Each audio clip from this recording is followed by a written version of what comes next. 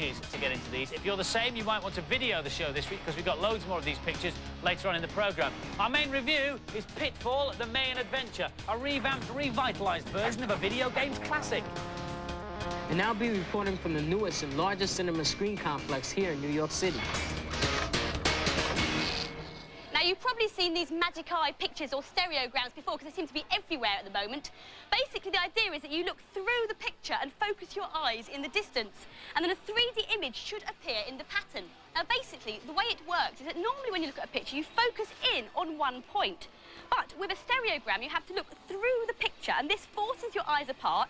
So your left eye looks at the left-hand side of the picture, your right eye looks at the right-hand side of the picture, and because of that, you have a separate image in each eye, and that's why you get a 3D image. And if you're still not getting it, here's the hidden picture, a chess set. And if you want some more practice, video the programme and you can watch it back later on. And we've also got a few tips to help you see the 3D. These stereograms on the video wall haven't come from a book or a poster. They've come from a new software package called Stereo World. It's available for PC, Amiga and Archimedes. It's got loads of other pictures in it, including ones like this. Now, these are much easier. These are called floaters. Now, stand in front of your screen about a metre away. And if you can't get the image by focusing beyond the picture, try going cross-eyed for a bit. You should eventually see the 3D image appear. You also need to be fairly relaxed, so you might do a bit better when you watch this programme on video a bit later on. The package also comes with some animated stereo pictures. This one's a head, which turns from left to right, and this one's a bike, which morphs into a car and back into a bike again. And there are even some 3D games. This one's called Lunar Lander, and you can also annoy your friends by creating your own 3D stereograms. Click on this typeface just to start by building up the image that you want to create. Put a B in there, and an A in here, and a D in there. No prizes for guessing what I'm going to spell. There are also some objects that you can use. We'll have an explosion, I think, around about there. Then, what about those heads I saw? Yes, let's put one of those here, and another one there like that. Now I need to choose a background, and I like this Indian fella here. Now, watch very carefully when I click on this, because you'll see the whole background shuffle to make up my 3D stereogram. There it goes. As it scrolls down the screen, the background shuffles around and creates my own bad influence 3D stereogram ready for printing out. Ah, hello, Thurtlers. This is anti-gravity paint. Oh, brilliant, it works. I'll paint some more things later, but first, here's a hot sheet for Lion King on the Mega Drive. On the options screen, just press right, A, B, and start. Then you can turn the cheat mode on by using left and right and select a level. Let's see, Stampede. There we go. This is brilliant. Perhaps I should have called it Cheetah King. Anyway, there we go, Stampede. And now for another anti-gravity experiment. Oh, no, I've got some paint on my fingers. Oh. Yep, I've got it.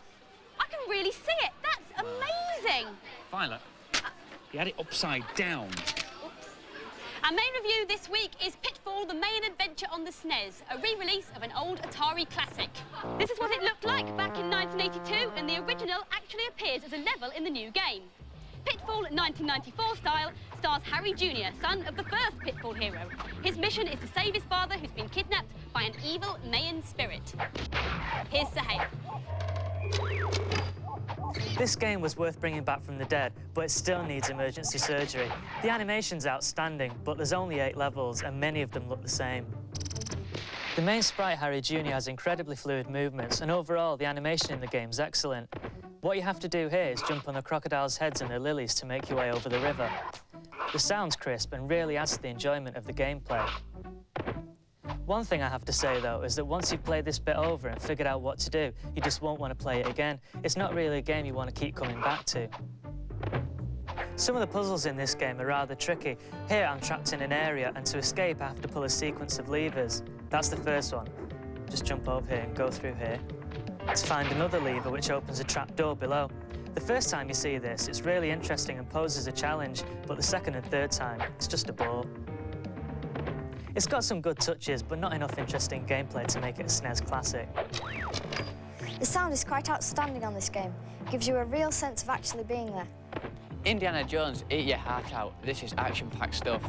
And the scores. Pitfall, the Mayan adventure, gets an average 3 from the boys and a golden oldie 4 from the girls.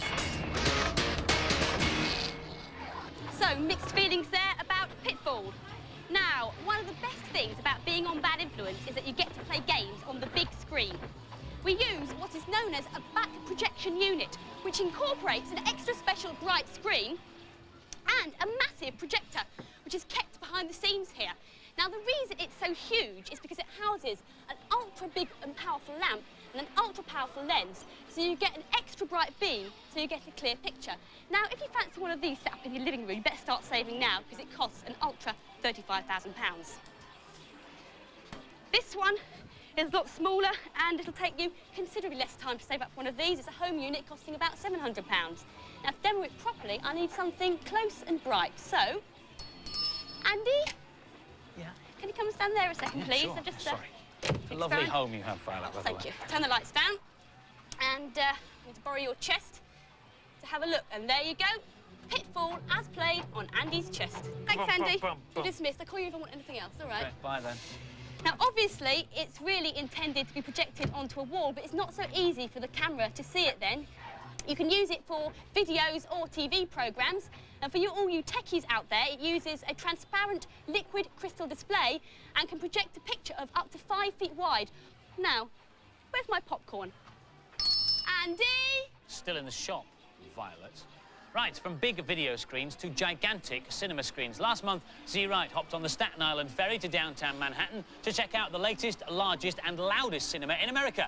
At least it will be, if they ever get it finished in time. Violet, get out of there! Sorry about that. Z Wright. Welcome to the Big Apple, New York City, and my hometown. It's a 24-hour city, and no one here can say there's nowhere to go. There aren't many more famous streets than this, Broadway in the heart of Manhattan. The name Broadway conjures up all that's hot in the world of entertainment here in New York City. And it's here on Broadway that Japanese media giant Sony is putting the finishing touches to a massive new entertainment center, which is opening in November. The centerpiece of this entertainment honeypot is the IMAX cinema, which seats over 800 people and will have the latest in sound and picture technology. This is the smallest professional film format, 16mm, used for some TV programs. Next up is this, 35mm, used for regular run-of-the-mill movies. And this is 70mm, used for blockbusters like Star Wars and Terminator 2. But it's still not big enough to fill a screen 8 stories high. They didn't want to invent a new film size because that would have been very expensive. Instead, they had a clever idea and turned the 70mm film sideways. But that gave them a problem with the projector, because with a larger film size, the film kept breaking because of the speed of the film and the fact that it stops and starts 24 times a second. The IMAX engineers came up with this monster, the IMAX projector. It's a completely different way of projecting movies, using a rolling loop. The technology was designed in 1967, and since then, IMAX have installed over 100 screens around the world. There's one in England, in Bradford. As you might expect, the camera isn't exactly lightweight, but they're not as awkward as they were when they first invented them. The special 3D IMAX camera has 2 lenses spaced the same distance apart as our eyes, which produces 2 similar films. To get a 3D picture, you need to show each eye a slightly different image. The films are projected onto the same place on the screen, but you still need each eye to see the correct picture. This headset picks up a signal from a transmitter and the projector that blackens each eyepiece in turn, so that the right eye sees the right image while the left eye is blacked out. Then the left eye sees the left image while the right eye is blacked out, and so on in sync. This bank of CD players sends 6 channels of sound to speakers spread all around the auditorium. The first 3D film to be shown here will be The Last Buffalo, which tells the story of a newborn buffalo and a cougar on the prowl in their natural environments. The Rolling Stones film At the Max will be another of the films to open here. It's not shot in 3D, but Mick Jagger's lips will be over 20 feet wide when he's in close-up. Think about that when you're munching your popcorn. This is Z Wright waiting for Curtain Up on Broadway for Bad Influence. And the news from Z is they did finish the cinema on time and it opened last week. Now for the rest of this week's news and preview. We've had loads of letters asking if Sonic & Knuckles is coming out on the Game Gear. Well, the answer is no, but this one is. Sonic Triple Trouble is the latest bouncy ring-collecting platformer starring the Blue Hedgehog. You can also play Tails with all his special moves, and Knuckles is in here as well as Dr. Robotnik's baddies. Should be out this week on Game Gear only. We've also had lots of letters And phone calls. and email about these lock-on guns and headsets that we showed you a couple of weeks ago. Now, it seems everybody wants them for Christmas, but they're very hard to track down. Well, you could try contacting the manufacturers, Bandai, on 0489 790 944, or look out for them in Toys R Us, Hamleys, Harrods or Bentles. There are two ways to become the captain of the Starship Enterprise. One is to get beamed straight to the bridge of the Starfleet's finest ship. The other is to go through the proper training process on this new SNES simulation at Star Trek Starfleet Academy. You can boldly go next January. Ugh. Oh, Furtlers, this anti-gravity paint's getting everywhere. That's better. Right, here's a cheat for Jurassic Park on the Game Boy. On the Dino intro screen, press up, down, left, up, down, right and select, and then do the whole thing again. Up, down, left, up, down, right and select. Then start the game and press A, B, start and select together to skip levels at any time. Hey, brilliant. And now for some more anti-gravity painting. Oh, no. I've left the lid off the paint. Aha! Oh! Oh! Now I'm looking in the pink there. Now, how does a clothing designer know when a particular fabric will rise and fall gracefully? Well, this particular quality is called drapability, and in the past, they've traditionally had to just feel the fabrics to find out what's right. Like this one feels very fluid, and this is in fact a grade 1 fabric. But over here, we have a grade 4 fabric. It's very stiff and really not drapable at all. It's pretty difficult, but now there's a new way of doing it on a computer. With the aid of this, the Marilyn Monroe simulation rig, named after a famous scene in one of Marilyn Monroe's movies, as recreated by our own dear Violet Berlin. Inside, not Marilyn, I'm afraid, but a metal disc and a pole, and at the top of the box, a camera looking vertically down on that disc. Now, to test the drapability of a fabric, take a standard-sized sample and drape it over the disc, which represents Marilyn's waist, if you like. Close the box, and then the computer takes over. S to start. It can assess the drapability of a piece of fabric simply by the way it hangs over that disc. Now, if you think about it, a grade 1 fabric that's very drapable will hang over the disc like this, all of it hanging down the sides. And something like this, which would be a grade 4 bit of fabric, doesn't hang over the disc very well at all. It's all stiff and awkward. So what the computer's doing here is measuring the curves and the way it folds and the surface area that you can see. That gives it an estimation of its drapability as it's static. Next thing we can do is take a photograph of it moving. I'll put in the motor speed and start the motor. Now, I press escape and grab a still of the fabric moving, and the first thing the computer does is clear up the flicker on the image and then takes a second set of measurements. Now, if you imagine when a piece of fabric is spun round, it flares out, and a more drapable piece of fabric, a grade 1 fabric, will move more than a stiff piece of fabric. So the computer takes 2 sets of measurements and compares the 2 to work out the drapability. Easy to tell the difference between a grade 1 and a grade 4 fabric, but what about these two? Now, these are very similar. I tested them earlier on, and one's a grade 2 and one's a grade 3, but I can't for the life of me tell the difference. That's where the computer comes into its own. Just about finished taking the measurements now, so my fabric belongs to grade 2. Earlier, Violet was seen in a grade 1 dress. We now show you Violet modelling a grade 4 skirt. The Marilyn Monroe machine is only the first part of a research project at Bradford University, and this is the second stage. They've already been able to simulate how fabric falls and moves, and the eventual aim is to show how fabric will hang on a virtual model. Right, that's quite enough of this close show nonsense. Time for some more games reviews. The stars of What's Up Doc are now appearing on a console near you. Am I? No, not you, Andy. The real stars, the Animaniacs. Follow the Warner Brothers and Warner Sister as they make their wacky way around the studio backlots, pursued, as ever, by the security guard who wants to lock them up. And who can blame him? Here's Sally with the SNES version. I bet you can't play this without laughing. There's a real feeling of fun about the game, and the main characters are so cute. Once you pass the first bit, all the other levels are based on different film sets. This is the aquatic stage. I've left Wacko and Dot behind because there's not much room on the raft. I'm looking for a film script because it's a very film-based game. But you've got to watch out for Jaws because he pops out anywhere. There he is. If you die, you get the chance to play one of the other characters. Here I'm playing Dot, and she's still looking for the script. And she's found it. It's captured the quality of the cartoon series, and if you're a fan of the TV program, then you won't be disappointed. This is good fun, but the puzzles just aren't challenging enough for my liking. This game is completely silly and excellent fun. It's exactly what you'd expect from the Animaniacs. Scores then.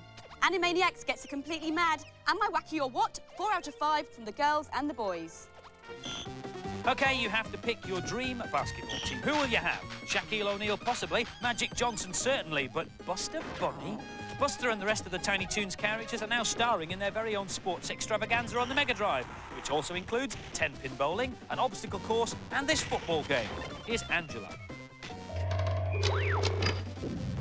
This is my kind of sports game. I wouldn't be bothered with a sports sim, but I found this really playable because of all the cartoon characters. All the characters have their special skills, like Dizzy Devil there spinning around. My favourite team is Dizzy Devil, Babs and Buster Bunny and Fifi Skunk. There she goes saving a goal. There's loads of humour in the game. The only drawback is that the characters are really hard to control because of all the action going on. This game's definitely got the fun factor. If you're into slapstick humour, then you'll love this. This is the height of sadness. If you want a sports game, get NBA Jam or FIFA Soccer. Don't waste your money on this. This didn't grab me at all. I mean, why are Tiny Toons playing basketball? Cartoon fans love it, but sports purists are horrified. Tiny Toons Adventure Acme All-Stars gets a 4 from the girls, but a mean old 2 from the boys. Oh, phew, Furtlers. That was a narrow escape. I almost got trapped on the ceiling. It's taken me till now to crawl down the walls and nail my feet to the floor. I'll just do this last cheat for you and then I'll try and clean up a bit. It's for Street Fighter 2 Turbo on the SNES, and it's a handy way of changing your joypad controls before a match without having to wade through all the menus. Just choose a player in the normal way, then press and hold down Select until a secret configuration menu appears, letting you change the controls. There you go. Now I'll just see how to clean all this stuff off. Oh, wait a minute, what's this? Warning, the anti-gravity effects of Dolox paint wear off in approximately 17 minutes. Oh no. And remember, don't try that at home. Last week's competition prize was a Pentium PC and a copy of the game Magic Carpet. We asked you, apart from Z, how many people have walked on the moon? The answer is 12, and as you might expect, we had an incredible response. In fact, over 40,000 people rang in, and all their names went into the computerised bad influence bucket, but the lucky winner is Jenny Holmes from Liverpool. Well done, excellent prize. 10 runners up, get bad influence T-shirts. This week's competition prize is one of these nifty little Marantz projectors, which you can also use to show TV programmes and videos, as well as computer games. The question is, which city has the only IMAX cinema in Britain? Which city has the only IMAX cinema in Britain? If you know, call us with your answer on 0891 555 999. The call will cost you no more than 25p. Lines will stay up until midnight on Monday, but do please get permission from whoever pays the phone bill before you dial, because as we always say, you can't win if you don't get permission, and we always check. Right, that's it for this week. Hope you enjoyed the programme. Next week, amongst other things, we look at the latest add-on for the Mega Drive, the 32X, and review one of the games for it, Star Wars Arcade. Here's a sneak preview in the credits. See you next week. Bye-bye. See ya.